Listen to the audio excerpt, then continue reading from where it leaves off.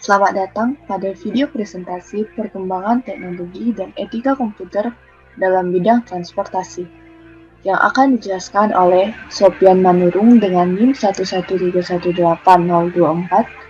Novencius Sinambela dengan NIM 113181046, Wiwin Gulo dengan NIM 113181057, Ratus Torus dengan NIM 113181063, dan Winanda Sinaga dengan NIM 113181064. Adapun alur pembahasan dalam video ini yaitu teknologi dalam bidang transportasi. Apa itu teknologi transportasi? Contoh dari transportasi online, dampak positif transportasi online, dampak negatif transportasi online, cyber ethic, cybercrime, dan kesenjangan digital. Baiklah, selanjutnya saya akan menjelaskan teknologi dalam bidang transportasi. Keberadaan teknologi saat ini sudah menjadi bagian dari gaya hidup masyarakat, tak terkecuali di bidang transportasi. Keberadaan teknologi transportasi mempermudah mobilitas manusia dalam melaksanakan berbagai kegiatan. Teknologi transportasi hingga masa kini terus mengalami perkembangan dalam segi efektivitas dan efisiensi sesuai dengan kebutuhan manusia. Salah satu bentuk penerapan teknologi dalam kehidupan manusia adalah membantu manusia dalam memperoleh transportasi.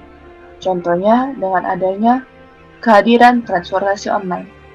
Transportasi online sendiri di Indonesia, termasuk ojek online, merupakan hal yang baru pada beberapa tahun terakhir ini.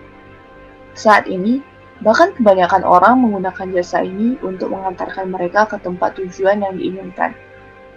Namun tidak hanya sekedar itu, teknologi transportasi online berkembang sehingga dapat mengantarkan pesanan mereka baik makanan maupun minuman dan lain-lain.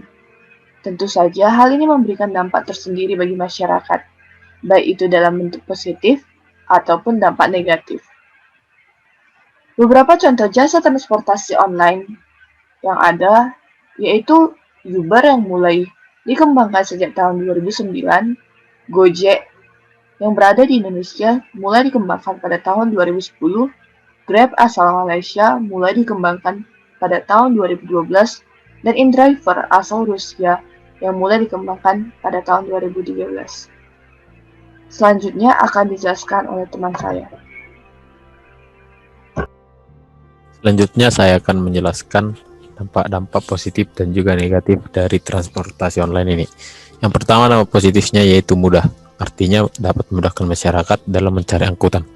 Yang selanjutnya yaitu terbukanya lapangan kerja baru sehingga mengurangi tingkat pengangguran yang ada di Indonesia. Yang ketiga yaitu hemat. Bagi sebagian orang, jasa dan transportasi online ini lebih murah dibandingkan dengan jasa konvensional seperti ojek di pengkolan. Yang kedua itu, untuk tarif yang ditawarkan oleh Gojek itu lebih rendah dibandingkan dengan tarif ojek konvensional ataupun yang berada di pangkalan. Dan yang terakhir adalah nyaman. Artinya di sini bahwa dengan transportasi online kita dapat bepergian kemanapun dengan fasilitas yang lebih baik dan nyaman dibandingkan dengan kendaraan biasa ataupun angkot. Selanjutnya yaitu dampak negatif dari adanya transportasi online ini.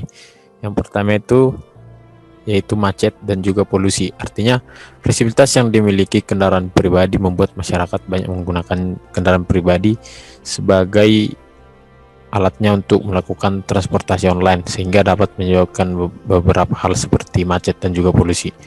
Yang kedua itu yaitu peningkatan kriminalitas. Kehadiran transportasi online ini tidak hanya memberikan keuntungan lebih efisien bagi masyarakat, namun juga tingkat kriminalitas berkembang di Indonesia. Contohnya, banyak warga yang menggunakan kendaraan online ini menyebabkan berbagai tindakan kriminal oleh oknum atau di luar oknum luar pengendara online terhadap penumpang. Dapat kita ketahui seperti di beberapa daerah yang menggunakan transportasi online ini sebagai melakukan begal bagi masyarakat. Dan yang terakhir yaitu pelanggaran privasi. Aplikasi ini memungkinkan driver dan customer untuk saling mengetahui nomor, tujuan, adalah untuk memudahkan komunikasi ketika proses pemesanan. Tapi oleh beberapa oknum pengemudi malah dijadikan alat untuk melanggar privasi customer. Misalnya meminta foto KTP ataupun meminta data-data mengenai dirinya. Oleh sebab itu kita sebagai customer harus lebih bijak dalam menanggapi apa yang diminta oleh seorang driver kita. Yang selanjutnya adalah cyber ethic. Cyber ethic atau yang biasa kita sebut etika internet merupakan adopsi dari konsep etika tradisional yang diterapkan pada konsep penggunaan dan pengembangan teknologi dan jaringan internet. Dengan adanya etika dalam teknologi informasi ini diharapkan kita sebagai masyarakat atau penggunanya pun dapat memahami dan mengetahui bagaimana cara menggunakannya dengan baik dan benar. Nah, yang berikutnya adalah beberapa cyber ethic yang harus kita ketahui pada penggunaan transportasi online. Yang pertama adalah menggunakan bahasa yang baik. Nah, penggunaan bahasa yang baik dan sopan akan membuat komunikasi antara driver dan pelanggan lebih baik. Serta menggunakan salam dan juga saat berkomunikasi melalui handphone ataupun forum chat, gunakanlah bahasa yang baik dan huruf kapital seperlunya. Dan selanjutnya adalah memberikan informasi yang valid. Berikanlah informasi sesuai keperluan agar tidak ada pihak yang dirugikan sama sekali. Dan yang ketiga adalah berhati-hati dalam memberikan data privacy. Nah, dalam hal ini kita harus lebih hati-hati dalam bertukar informasi pada pihak aplikasi dan driver. Berikan data yang diperlukan saja. Nah, selanjutnya adalah komunikasi sesuai keperluan. Komunikasi yang dilakukan harus sesuai keperluan customer dan driver, dan saat keperluan sudah selesai, maka komunikasi tidak dilakukan untuk menjaga kenyamanan antara customer dan driver. Selanjutnya yaitu cybercrime. Cybercrime merupakan bentuk-bentuk kejahatan yang ditimbulkan karena pemanfaatan teknologi internet. Cybercrime ini melawan hukum yang dilakukan dengan menggunakan internet yang berbasis pada kecanggihan teknologi komputer dan telekomunikasi. Berdasarkan motif kegiatannya, cybercrime terbagi atas dua. Yang pertama, sebagai tindakan murni kriminal, yaitu pembunuhan dan penipuan. Contohnya seperti seorang pembunuh yang menyamar menjadi driver ataupun sebaliknya. Lalu yang kedua sebagai kejahatan abu-abu. Contoh dari kejahatan abu-abu ada dua juga. Yang pertama, cyber stalking, yang artinya mengganggu atau melecehkan seseorang dengan memanfaatkan komputer. Lalu yang kedua, cybercrime, yang menyerang hak milik. Contohnya seperti menggunakan alamat orang lain. Berdasarkan sasaran kejahatannya, cybercrime terbagi atas dua, yaitu yang pertama menyerang individu seperti pornografi dan cyberstalking, lalu yang kedua menyerang hak milik dengan menggunakan data pribadi di luar kepentingan. Kesenjangan digital. Kesenjangan digital yang dikemukakan yaitu ketidakmampuan individu dalam merasakan manfaat dari teknologi informasi karena kurangnya akses serta kemampuan dalam menggunakan teknologi informasi.